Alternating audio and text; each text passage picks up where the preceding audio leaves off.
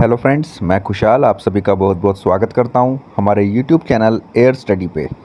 आज की हमारी डिक्टेशन है प्रोग्रेसिव मैगज़ीन अप्रैल 2024 से exercise number 3 and 4। Get ready, start.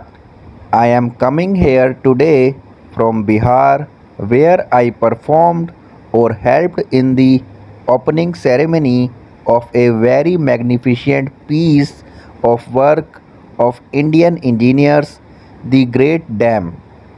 This, I am told, is the longest in the world. A day before that, I performed or participated in a completely different function at Nalanda, a great university center of 1500 years ago in Magad, which is now Bihar. At this place, where the ruins of the university still exist, my mind went back to the days of the Buddha. I thought of his message, which, apart from its religious significance, was a message of tolerance, a message against superstition, rituals, and dogma. It was a message essentially in the scientific spirit. The Buddha asked no man to believe anything except what could be proved by experiment and trial. All he wanted men to do was to seek the truth and not accept anything on the word of another, even though it be of the Buddha himself. That seems to me the essence of his message. Besides tolerance and compassion, and it struck me that the message, far from being out of date today, had a peculiar significance in this world of ours.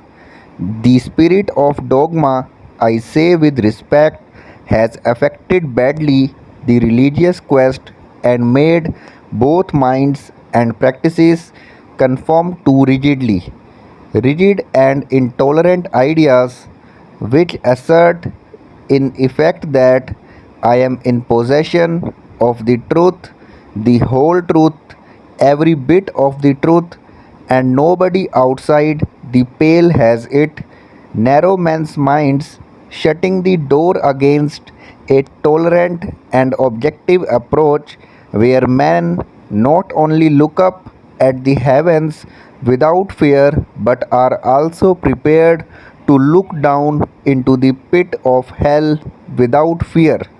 It seems to me that people in the Buddha's time were more advanced in tolerance and compassion than we are, although they were not so advanced in technology and science.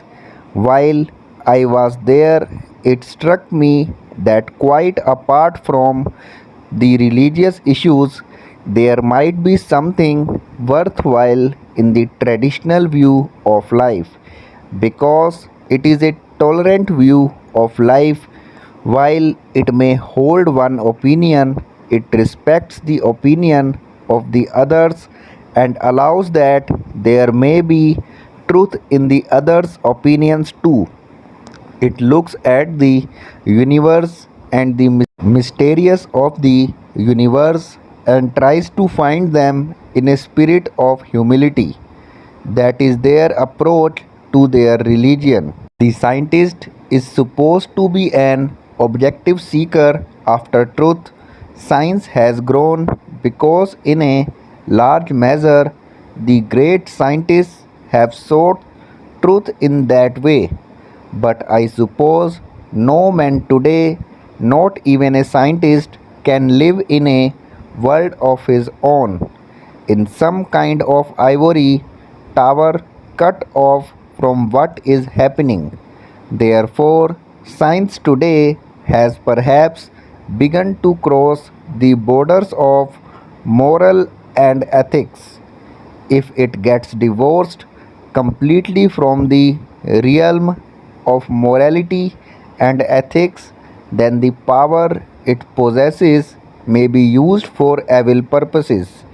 But above all, if it ties itself to the gospel of hatred and violence, then undoubtedly it will have taken a wrong direction which will bring much peril to the world.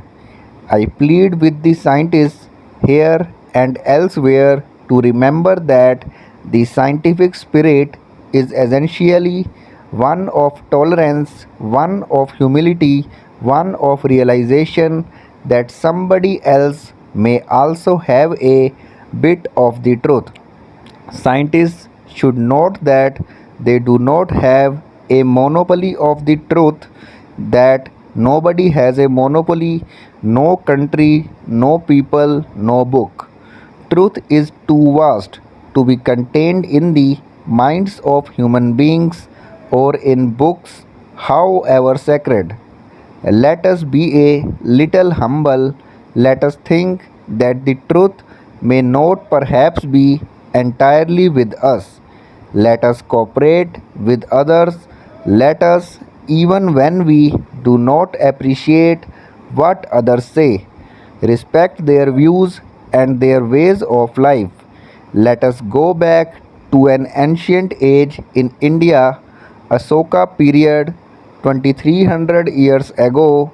This man, who was infinitely more than an emperor, has left memorials all over this great land, memorials which you can see today. Among the messages that he gave, there is one which I think we should all remember, not only in this country but elsewhere. Addressing his own people, he said, "If you rever your faith, while you rever your own faith, you shall rever the faith of others. In reverencing the faith of others, you will exalt your own faith and will get your own faith honored by others. If you apply that message of tolerance not only to religion but to the other activities of human life, such as politics, economics, and science, you will find that it puts things in a different context. It is a context which is not very much in evidence today, where differences of opinion are not liked, where the tendency is to suppress the view or the way of life that is not approved of, where ultimately science itself becomes vitiated by a narrow outlook. Thanks for watching this video.